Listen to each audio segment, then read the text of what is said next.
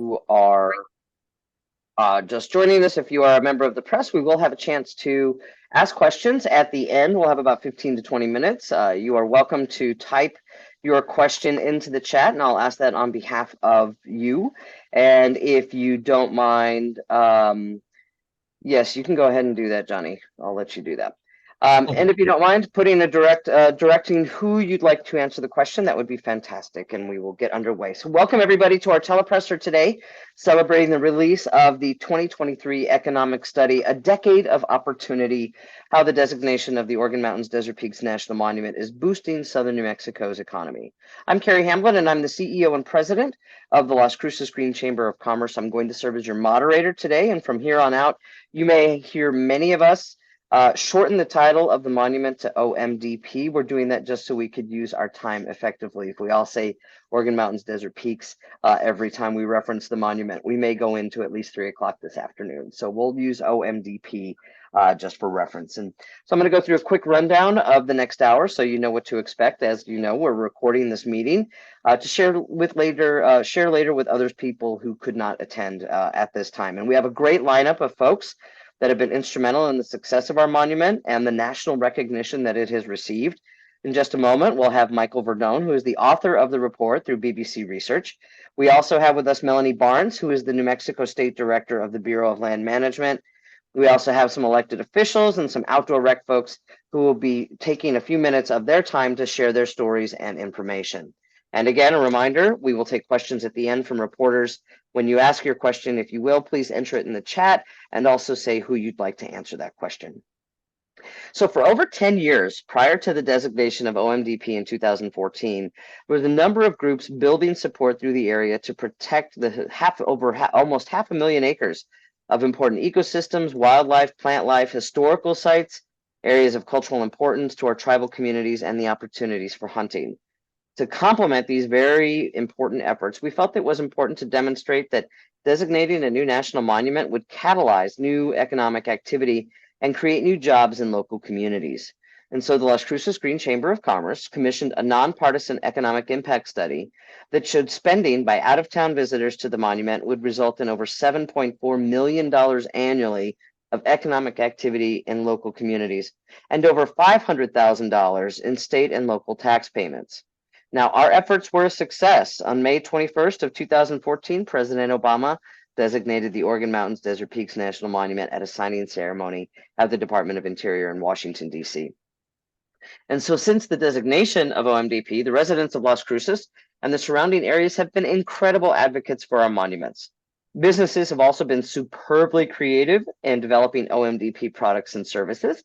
Local nonprofits and organizations have increased awareness and protection of the monument by holding hikes and partnering with other groups, creating new events in the monument, and being thoughtful stewards of our public lands. Now, you may notice I'm saying our monument or my monument, and that is because this community recognizes that they are the owners of OMDP. This stewardship comes with an understanding of the need to support the BLM, the agency that oversees this beautiful place. And now, as we look back on 10 years since that first report was commissioned, we have seen a number of wonderful outcomes because of this monument designation. We created the first of its kind OMDP Girl Scout patch, first of its kind in the country that is designated to a national monument. Local businesses creating OMDP services and products like the OMDP cocktail, the OMDP cupcake, OMDP coffee, and featuring the monument in their place of business. We have Monuments to Main Street Month, featuring hikes in the monument, yoga on the monument, community events in our thriving downtown, and recognition all over the country as a community that has been thoughtful, respectful, and proactive in making sure our public lands benefit everyone.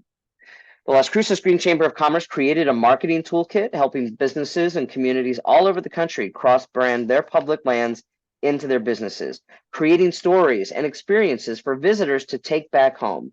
We have uplifted our local businesses that feature the monument in their goods and services, and we have the honor of working with all of these community partners to bring together the many components of our successful community that embraces their open spaces to make the experience here something that they will talk about for a long, long time.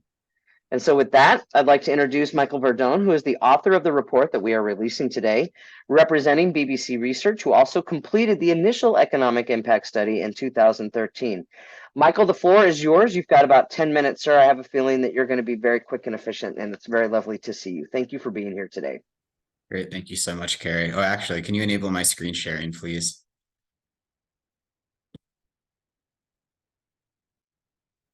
While I'm waiting to pull my presentation up, I'll just introduce myself. So I'm Dr. Michael Verdone. I am a director at BBC Research and Consulting. We're a 52-year-old consulting firm in Denver, Colorado. And as Carrie said, we produced the first study looking at the impacts of the monument designation back in 2013. And so we're happy to be involved with doing the retrospective analysis of the impacts the monument has created over the last 10 years. So we documented our findings of this study in a report, Decade of Opportunity, how the designation of Organ Mountain Desert Peaks National Monument is boosting Southern New Mexico's economy. So a bit of background, and I'll go through this quickly since Carrie hit on many of these points, but she mentioned the monument was designated by presidential proclamation in May of 2014. Our study is documenting the positive economic impacts that the monument has had on the counties of Doña Ana and Luna counties in New Mexico since designation. We also look back at the economic projections we made prior to the site being designated as a national monument and comparing them against the actual impacts that we observed in 2022. And we also examined the success factors that have made the monument an engine of economic activity. So to hit on the major findings of the report in terms of economic impacts, we found that visitation has more than tripled from 183,900 visitors in 2012 prior to the monument's designation to more than 612,000 visitors in 2022. Now, of those 612,000 visitors, we were looking at the non-local visitors from outside of the two-county study area to examine the economic impacts of their spending. What we found is over the 10-year period since designation, the cumulative economic impacts of the non-local visitor spending has created more than $234 million of economic output, including $35 million of economic output just in 2022 alone. Now, that spending, of course, is associated with job creation. And in the most recent year, 2022, that non-local visitor spending supported 305 jobs in the two counties. That spending is also associated with significant tax revenue generation for state, county, and local governments. And so since 2014, in cumulative terms, non-local visitor spending's created about $12.9 million in tax revenue and $1.9 million in tax revenue in just 2022 alone. That compares to about $800,000 produced in tax revenue in 2012 before the monument's designation. I think it's also important to mention that those economic impacts exceed the initial projections we made in 2013 by about 51%. In terms of the success factors, I think it's important to recognize that the National Monument brand itself is very valuable because it distinguishes the site from other types of public lands. I also think it's very important to highlight the role that Visit Las Cruces has had by elevating awareness of the monument and capitalizing on that national monument value to attract visitors from outside the two-county area. The monument designations also raised the profile of South Central New Mexico by adding to the existing wealth of attractions in the region, so visitors can take advantage of many of the outdoor recreation and cultural opportunities that exist there. And I think it's also important to recognize that the monument's proximity to local communities, including Las Cruces, Deming, and Hatch, give visitors opportunities to spend their money at local businesses for supplies, services, lodging, and entertainment. So it's that proximity that's really driving some of this economic activity. In terms of the data and methods we used to arrive at the study's conclusions, we used annual visitation data to the monument from the BLM for 2012 and the period from 2017 through 2022. And we used some backcasting methods to estimate missing data for 2014, 15, and 16. Now, we needed to understand what percentage of the total visitation was composed of non-local visitors. So for that, we used a study results from the Organ Mountain Desert Peaks outcome-focused management study that described characteristics about annual visitation, including their origins, length of stay, the types of accommodations they used. So once we had that information, we needed to know how much visitors were spending across different types of businesses. And so to answer that question, we used data from the a 2017 U.S. Forest Service study based on National Visitor Use Monitoring Survey data.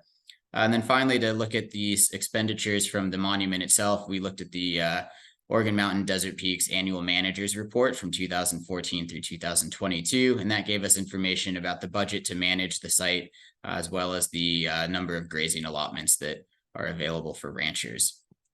All of that information was combined in a spending flow model that's represented graphically here.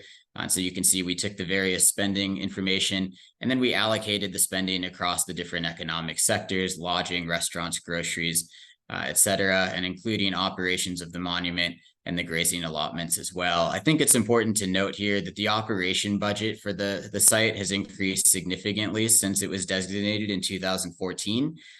So our study in 2013 showed a budget of about $200,000 per year, and that's now grown to about $1.2 million a year on average. And we didn't see any signs that the number of grazing allotments had changed since pre-monument designation.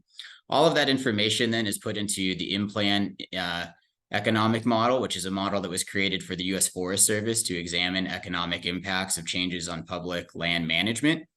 And that spending is sort of defined as what we would call direct impact. So that's the impact of a non-local visitor spending their money at a business. And then those businesses take some of that money and they spend it at other businesses to purchase the materials and labor that they need to supply those goods and services. And those are called secondary impacts. And the combination then of direct impacts and secondary impacts is the total economic impact, which is what we're estimating here. And so to get into the results in a bit more detail, in 2022, we found that there were about $26 million of direct impacts spread across these different economic sectors. That generated secondary impacts of about $9.1 million for a total economic impact in 2022 of $35 million. Again, that spending had employment impacts. So there were about 244 jobs created directly by non-local visitor spending. The backward linkages then from those businesses to other businesses in the two-county region created about 61 additional jobs for a total impact of about 305 jobs in the two-county area. And that direct spending also created significant tax revenues for state, county, and local governments, amounting to about $1.9 million in the most recent year. We also wanted to take stock of economic trends that have occurred since the site was designated. And so we looked at the trends in economic output as shown here. So you can see that there's been a strong increase in economic output since designation in 2014 that's continued through 2022. So going from about a little under $20 million right when the monument was designated to a little over $35 million today. Again, the employment trends have also followed the economic output. So we see a strong upward trend in employment generated by the non-local visitor spending to the monument since 2014, continuing through to the most recent year. Obviously, the COVID period was an anomaly, but you can see even if you remove that, there's a strong upward trend over these last 10 years. And we see the same thing in tax revenue. So as more visitors are coming and spending money, the tax revenues grow proportionally with that visitor spending.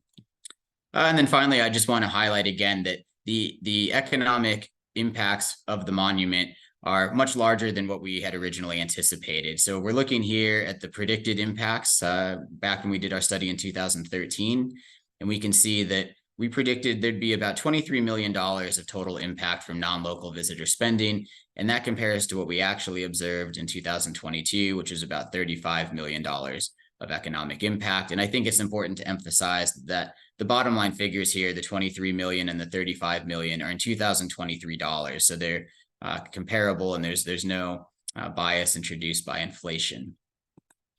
So in terms of key takeaways, I think it's important to emphasize that what's made this a success is that the community has acted on the opportunities that the monuments created by attracting visitors and economic activity to the area. And that has allowed the monument to create hundreds of jobs, tens of millions of dollars of economic output, and millions of dollars of tax revenue for state, county, and local governments each and every year.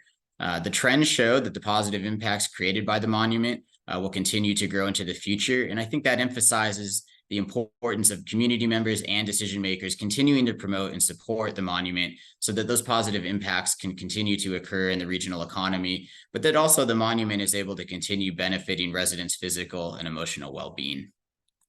And with that, I thank you very much for your time and attention. Thank you so much, Michael. I think we're all kind of a little giddy just because of how fantastic those results are. And thank you so much for your work on that, Dr. Verdone. I appreciate that. And my apologies for not addressing you appropriately earlier. Thank you so much. Next, we have Melanie Barnes, who is the New Mexico State Director of the Bureau of Land Management, to talk about the increased investment by the BLM in managing the monument since its creation. Melanie, I'm very grateful for you being here. We are so appreciative of just being able to work with your team here. And as you see from Michael's comments, that it really takes a collaborative effort. And we're very grateful to be able to work with your office and your folks down here. So Melanie, I'm going to go ahead and give you the floor and let you do your magic. So thank you so much for being here. Great. Thank you very much, Carrie, and for everyone else on the call today. I really appreciate being able to join you here. And as mentioned already, I just want to highlight that since 2014, BLM has had the distinct privilege of managing the OMDP on behalf of the American people and in partnership with the community, who has been an outstanding partner in this treasured landscape. We have always recognized that the establishment of the monument was due in large part to the grassroots efforts of the local community organizations and individuals. And due to this engaged and proud community, the monument has seen an increase in visitation, as Dr. Verdone so wonderfully highlighted. And that visitation is not only from community members, but also national and international visitors. And along with those monument visits came an increase in opportunity for individuals to visit the community and appreciate all that Las Cruces and the surrounding area has to offer in lovely southern New Mexico. So higher visitation has also meant that BLM has needed to increase the resources allocated to supporting the monument. And you see that reflected in the report as well. Throughout 2022, the monument had 6 active special recreation permits that we administered, just to give you an idea of all the things that are going on in the monument that BLM is supporting. And that included a competitive trail run, a cycling race, bike packing, which I believe Pablo is a supporter of, equestrian ride, and commercial climbing trips. And then in the summer of 2022, the BLM hosted its first artist in residence program, which was very exciting. And monument staff conducted over 45 outreach events on the monument, including guided hikes and workshops, cleanups to educate visitors on topics such as the environment, geology, history of the area, as well as resource protection and land stewardship. The BLM really appreciates the involvement of the community, and we know the monument is well loved, and we look forward to the community's continued involvement. And to that point, the BLM has recently embarked on the planning process for the monument. And through the resource management plan, the BLM will develop a long-range approach to how to allocate the resources of the monument to protect those resources, objects, and values. And then for those who share an interest in the monument, which I imagine is many of those listening today, we would really like to encourage you to get involved in this process. And though the public scoping period ended back on August 1st, we do plan to publish a notice of availability in the Federal Register for the draft resource management plan, which is an environmental impact statement, in the beginning of 2024. And at that time, that will kick off a 90-day comment period, and we will hold additional public meetings and gather your comments to take into account in that process and in the decision making. Again, thank you for asking me to speak today. I really appreciate it. And also thank you for everything you do in support of the monument. And I want to reiterate just how proud the BLM is to be a partner with the community in stewarding this monument for the American public. And with that, I'll hand it back to you, Carrie. Well, thank you so much. It is, I think, kind of just a perfect team of folks who are all collaborating to really help uplift all the different things that we're finding are a benefit of protecting our public lands. So thank you for your part in that too, Melanie. Next, we have one of our colleagues who's right down the street from me, is Rochelle Miller-Hernandez, who is the Executive Director of Visit Las Cruces. to talk about the increase in tourism in the area. It's good to see you, Rochelle. We're very happy that you are here. As we are recording this, we are in the middle of Monuments to Main Street Month, which is something that has been going on for the last several years since the designation of the monument, and our tourism bureau has done a fantastic job of helping market that. So Rochelle, I'm going to let you go ahead and do your thing. Thank you so much. So great to be here. First of all, I'd like to say Visit Las Cruces is a program of the city of Las Cruces. We are responsible for marketing the tourism assets for our city. So I guess you could say we're the official tourism marketing agency here at the city. So through the designation of OMDP, Las Cruces has been given this invaluable tourism marketing asset for our city, for the region, for Southern New Mexico.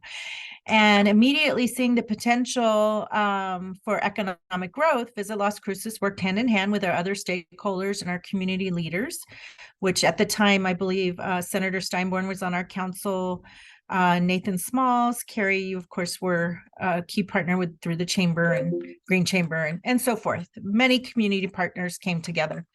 And that led to the creation of Monuments to Main Street, which is an annual event. It spans the entire month of September, and it highlights both outdoor recreation in the monument and other surrounding areas, as well as leisure activities in our thriving downtown area. So originally, that was a tool created to increase awareness of the designation and to be a tool in our downtown revitalization efforts. So it continues to be a successful part of our initiative to attract new visitors and new and expanding businesses to Las Cruces, because as many of you know, quality of life and things like OMDP are very important to attracting people to even move to our city, visit and move to our city and relocate. So the Monuments to Main Street campaign is only one of the many tools in our toolbox that have been created because of this designation. And the OMDP designation has enabled us to increase visitation to our website and other interests in the region.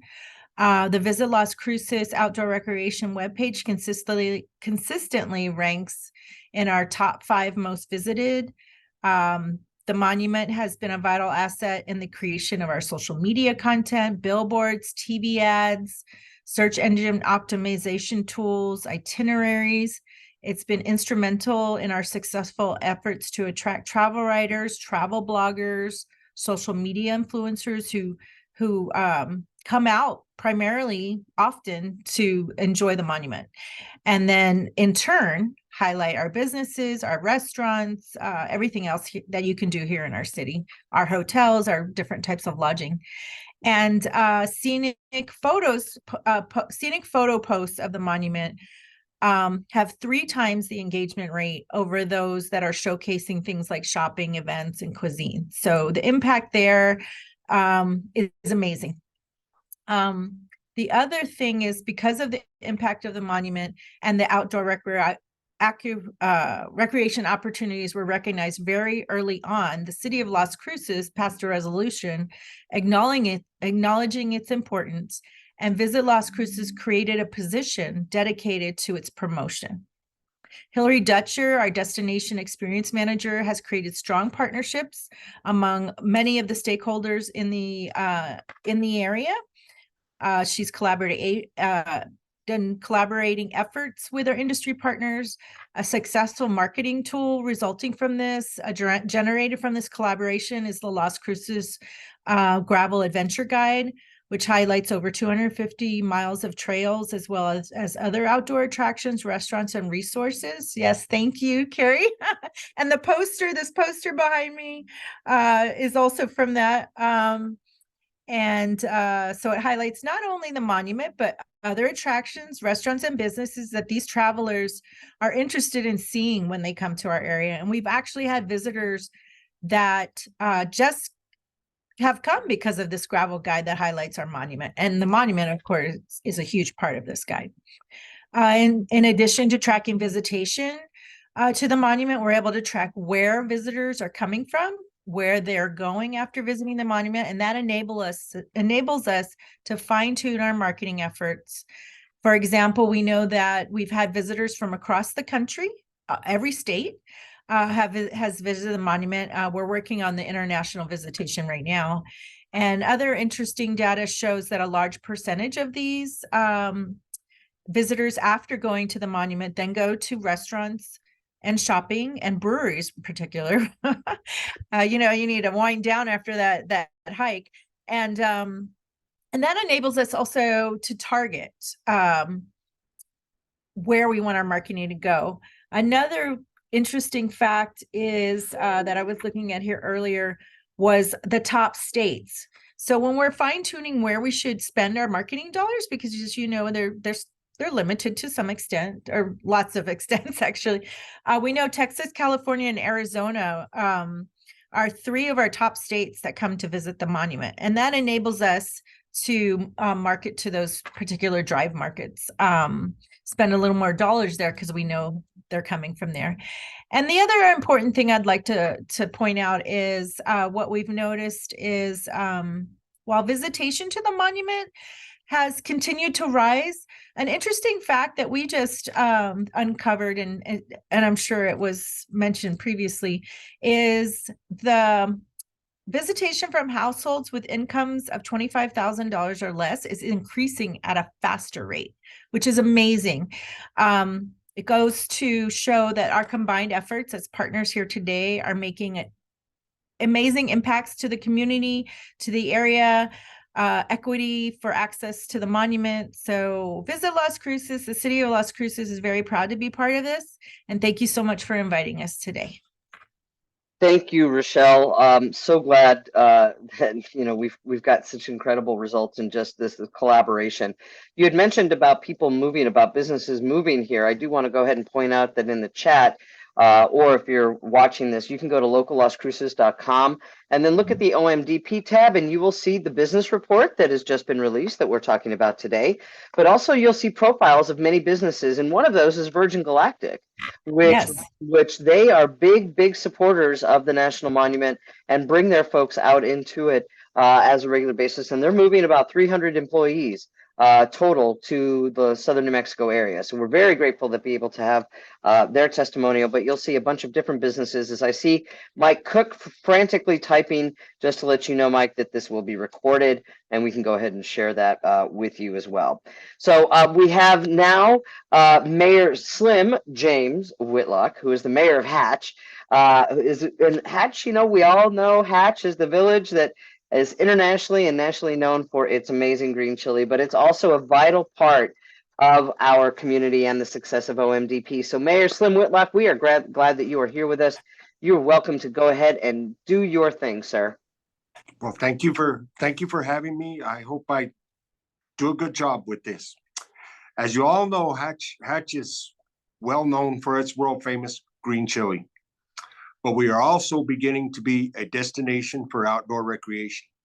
Just this spring, there was a group of 8 high school students and their 2 sponsors from Alaska that flew into El Paso and unloaded their bikes and spent a week in southern New Mexico riding on their bikes.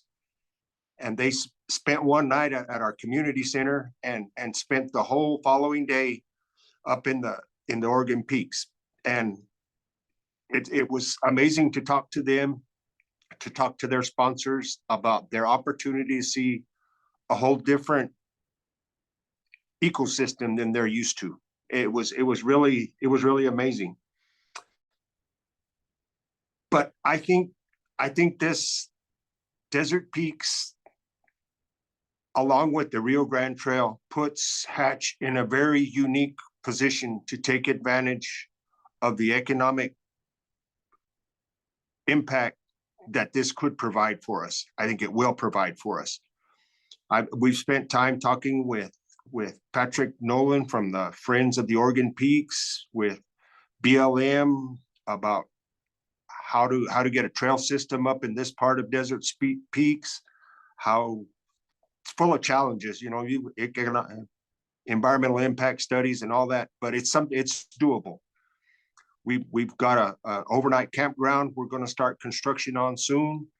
to enable people backpacking and biking to have a place to spend the night and then head on up into the Oregon mountains. And it's just really nice. And I just want to thank everyone for the foresight in creating this monument.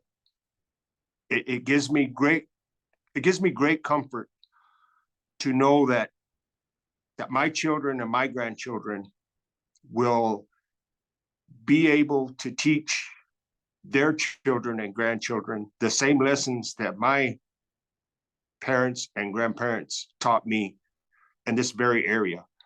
And it's unique to only this part of the world, and it's worth sharing. It's worth sharing.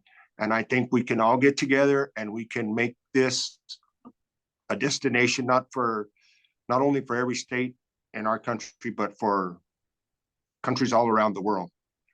So thank you. Thank you from the bottom of my heart for having the foresight to do this and the vision and the dream. So thank you. Thank you, Mayor. That's so beautifully put. It's really like the heart. We're talking about the economics and the events and everything, but you really brought, just the heart of this is really to protect it for generations to come, and so that every person can experience that. So thank you so much for putting that so well. Don't forget that we are going to be able to take questions at the end from reporters, and so if you have questions, you're welcome to enter those into the chat, and I will read those accordingly at the end. And when typing your questions, if you have a particular person that you'd like to answer that question, please go ahead and make sure that you clarify that as well. Now we've got Mr. Pablo Lopez. He is a friend to many here in this community, and he's one of the two folks who were instrumental in creating the Monumental Loop, which is an overnight bikepacking route that goes through the monument. He's also the manager of Outdoor Adventures, which is a local bicycle shop. And Pablo, tell us, you and Mr. Matt Mason are just legends when it comes down to the biking community here, and so grateful for your vision about the Monumental Loop. And so if you will, can you tell us about how the monument has impacted outdoor adventures and just the importance of cycling, of this monument to the cycling community? Absolutely. I'll try to do my best. Slim, I'd never met you before. Matt has met you and has said nothing but great things about you. And man, I was really inspired by what you just said. That was great. So I've been in the business for about 20 years. Most of that was, before the OMDP. And what kind of differences did I see after OMDP? Well, it kind of tracks. Now, you could dispute the numbers and say that it was a direct effect of OMDP or not, but basically in about 2016 was the first year we actually cleared $1 million of our business. And are they related? So you could argue the numbers. I would say definitely, because I saw the people coming in. And what I mean by that is bike shops become a resource for people that are out of town, not just to find out about the local trails and whatnot, or pick up supplies, but also find out where else to go when they're done with those things. People that work at bike shops or baristas and stuff know the cool places to go eat, the cool places to go drink, the cool shows that are happening, and the great places to camp and whatnot. So we are a resource. Also, it also reminds us that the OMDP is just a beautiful outdoor place, and it inspires a lot of things. So if you're an artist, paintings, pictures, sculptures, but it also inspires route creation.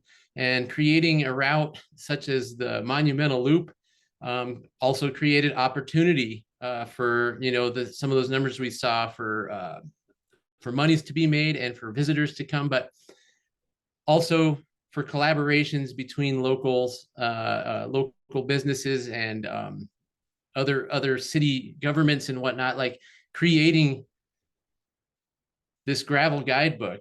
From its inception of an idea to actually getting created and put on a book and into stores and into Visit Las Cruces. Hillary Dutcher was great to work with. She saw the vision. This took like less than a year to get done. And like when you have a city government doing something, not to talk a lot of smack, it takes a while to get stuff done. This was almost just like a blink of an eye quick. And the impact of this gravel guide, seeing again people coming in and requesting them, And then the return visits that they do because they want to ride all these routes.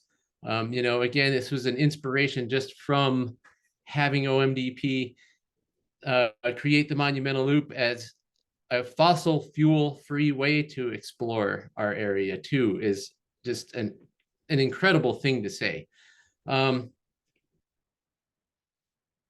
We also create other things though. Our business has created revenue.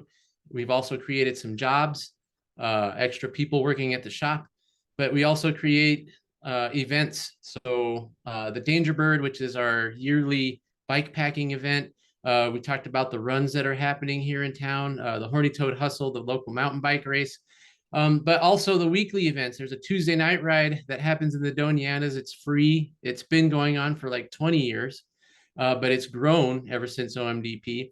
And then the Thursday night gravel rides, which go from April through September. What that's creating is stewardships, good, responsible users. It's also creating voters that are going to go out there and want to protect their monument, and make things like go bonds and stuff pass a little easier, where people don't think there's a chance, they show up and vote. And it's also creating, which is great for us, customers. I mean, having all those events and having all these things going on simultaneously, it's just been an amazing thing to see grow. The infrastructure follows as well. So I am excited to be a passenger on this train. It's going into a really bright future. And I would like to thank you for having me on this amazing panel with all these amazing speakers. Thank you so much, Pablo. And it is just so lovely to see just the activity of the biking community and just really the increase in bike packing, and seeing videos from people who are traveling here from other parts of the country just to ride that monumental loop. So thank you for being that one, the vital spoke in that wheel that is the beauty that is OMDP. So I'm really grateful. Wow, I can't believe I actually made a reference like that and it worked. My goodness. So we, as you can tell, those of you who are in the media can tell that this is a group of people who work really well together, and I'm really grateful for that and being able to be a part of that for the last 10 years. But I have to tell you, this has been something that has long been going on, more than just the last 10 years of this. And that brings us to our last speaker, who is Jeff Steinborn, the Executive Director of Outdoor New Mexico. And so, Jeff, thank you so much you're going to go ahead and finish us off here today. And I'm going to let you turn the floor over to you and let you do your thing. And just a reminder for those of you here in the media, you can go ahead and ask a question in the chat, and we'll get to that in just a few moments. And please make sure you share who you'd like to have answer that question. So, Jeff, thank you very much. And I'll let you do your thing. Thank you, Carrie. And good morning, everybody. Great to be with you. And this is such a celebration. And sometimes in life, we don't always take stock of moments and achievements. And this is really, if you slow down a little bit, a big kind of milestone for Las Cruces that I want to help us celebrate a little bit. This report, having worked for 10 years to create the National Monument, which I was fortunate to do, and it was a lot of hard work.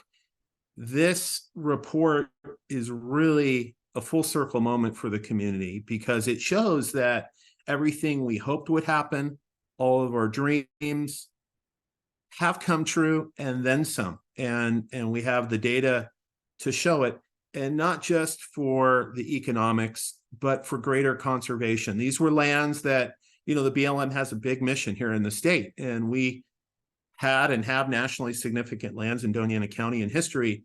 But the monument also brought attention and resources and research and proper management and signage. And so it's really a beautiful thing, not just for, again, the economy and the businesses of Doñana County, but also for the environment itself and for the nation, in fact, because, we do not have a lot of Chihuahuan Desert resources in our national landscape conservation system. And so to that extent, this was a huge contribution, and hopefully not the last, to our national landscape conservation system. As Mayor Whitlock said in Hatch, this is a unique landscape, unlike any place in the world. And we call it home, but it's a treasured, rare place. So with that, my organization, Outdoor New Mexico, was really formed to help other communities see this nexus between conservation, sustainability, the outdoor economy, and how to pull these things together and how to understand a greater lens of understanding our public lands and understanding protection. The Organ Mountain Desert Peaks is a perfect model of that win-win for the community that comes with conservation and the economy that you get from protecting these special places. This report today confirms what economists have actually known for a while. It's been studied looking at economies in the West that have different land use choices. And when they look at communities and frontier communities near protected lands, what they find is that they do have faster than average job growth, personal income growth, that it's a land use choice, and that this is what you get much of the time when you protect these nationally significant places. And so I think the Organ Mountain Desert Peaks in this report really showcase that. And it's, as we know, it's we've seen a tripling of visitors since 2014, which is just phenomenal. That's just amazing. And we're barely 10 years into this national monument. So it's just incredible. And as was pointed out by Rochelle, full 61% of that comes from local residents. So it's not just out of towners that are coming from all over the world. It's members of the community that are discovering, this incredible resource out their back door. And it's obviously improving public health and mental well-being during this kind of stressful time. So that's also another incredible opportunity. But with all of that visitation and economic activity has also brought in more tax revenue from out of town for our local government. This report showed that the state of New Mexico, I think, brought in over $10 million of tax revenue. Local communities brought in millions, plural, to the city, to the county. And these are now revenues we get to use for other vital community services that these, all of our local governments need to provide. And finally, this helps really create a stable economic footing for the county as a whole and for the city, and hopefully for places like Hatch, New Mexico, which are globally famous, but also need to diversify their revenue streams and leverage that fame. And the best green chili on the planet, of course, there's no debate, including in the state of New Mexico. So those are fighting words around the rest of the state, but of course we're all in agreement here on this call. But at any rate, so this is a great model. It's a great success for us, but it's also a great model for other frontier communities and around the nation. And that's really hopefully a lesson that springboards out of today is that we can do it. You can do it as well. And congrats to all of us. And thank you again, Dr. Verdone, for this really thorough study.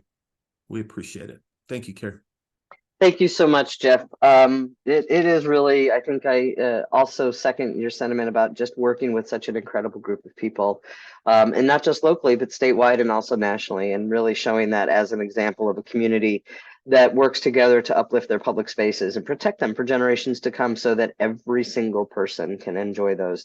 And Rochelle, I was very glad to hear about just in terms of folks who are in a lower income bracket, how that has increased in terms of their use, because we know we want to make sure that the public lands and outdoor spaces are accessible to everybody. So at this point, we do have some questions. We're really right on track, which is absolutely fantastic. I'm going to go first with Hannah Grover with the New Mexico Political Report. She's got two questions, one for Michael and then one for Melanie. Michael, I'm going to ask your question first. How does the economic impact of OMDP compare to the economic impact of other national monuments, particularly those in New Mexico? Sure, thank you. That's a great question. I don't have the numbers for all the different monuments, but I can give you some ideas about how you might think through this. So, when you want to know which monuments are creating the most benefit, you can really just think about visitation. So monuments that are attracting the most visitors, generally speaking, are going to create the largest set of benefits. Now, there are some other factors you'd take into consideration there, it's not just visitation, but it's also whether or not the monuments are the primary purpose of a trip, and how many of those visitors that those monuments are attracting are non-local. So to create an impact, you're really trying to bring in dollars from outside of the region that wouldn't otherwise be there. And so I think in the case of OMDP, what makes it such a strong economic engine is that it is bringing people from outside of the region into the area, and they're spending their money at the local businesses. And I think that's another important consideration when you're thinking about which monuments are creating the largest impacts. It's that they need to be proximate to businesses where people can spend their money. So, monument in the middle of nowhere isn't really going to drive a strong economic impact in the surrounding region, because there's no way for that area to capture the dollars of those outside visitors. And so what makes OMDP such a great economic contributor to the area is that it has those businesses nearby where people can go to a hotel and spend the night. They can go to a restaurant, they can go to a bike shop, and that allows those visitors to spend their money and for that money to circulate through the economy. And then finally, I think it's really the amenities that are on offer at the different monuments. So, what types of opportunities exist for visitors? Is it a monument that really just appeals to one set of visitors with a particular interest? Or in the case of OMDP, are there many different things for people to take advantage of? You can enjoy scenic views, you can go bike packing, hiking, camping. So I think when there's more amenities available, there's a higher likelihood that the monument's going to generate a lot of economic benefit for the community. So I hope that addresses your question. Thank you so much, Michael. Appreciate that. And by the way, I would just like to let you know, I'll put Jennifer Dixon's email in the chat box. So if there are those of you who are in the press that are asking questions that we can't address right now, Jen will get those to you. You can email her those questions and she will make sure that you get those answers, knowing full well that you all have a deadline. So please note that will be popping up in just a minute. I'm going to let Melanie answer the question about the increase in tourism. So here's another question from Hannah at the New Mexico Political Report. Has the increase in tourism led to any concerns regarding the impact to resources like we're seeing in other parts of the country? And then secondly, what is the BLM doing to manage the tourism impact to the environment? And I know that you have procedures in place to look at those things, so I'll let you go ahead and do that. And I'm going to post Jen Dixon's email. For those of you, if you have questions as you're writing your stories, you can email Jen and she'll get you those answers. So Melanie, go ahead and take it away. Yeah, thanks, Carrie, and thanks, Hannah, for the question. And certainly, you saw the charts that Dr. Verdone presented, and certainly with the increased visitation, we tend to see additional impacts. And that's part of the reason we're doing that resource management plan, is because we know that when monuments and national conservation land units are designated, it increases the visitation, and it also changes the focus of how those lands are managed. They become managed slightly different, or quite a bit different, from the rest of the multiple-use lands that the BLM is responsible for. And so that's something we'll be taking into account in that plan, and that's why we're glad we're finally getting to work on it. So that will look at, where we'll allow certain types of recreation or encourage different types of recreation, what areas really need to be kind of left alone to conserve the resources for which the monument was designated, and how we'll approach other kinds of requests for use that occur.